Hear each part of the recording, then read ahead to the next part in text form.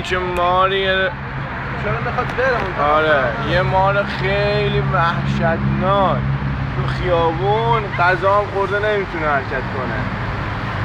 مارش هم افعیه ها. ببین مار خوش خط و خال که میگن، من 30 سانتیشم الان خودتون سوراخه احتمال زیاد غذا خورده.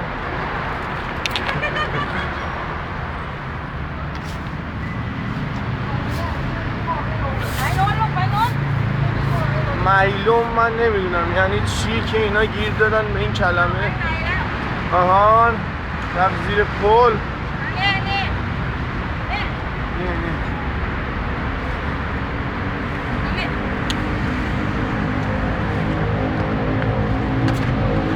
گیر که داد.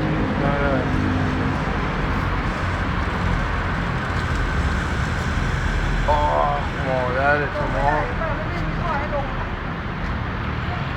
ไม่ได้ลงไม่ได้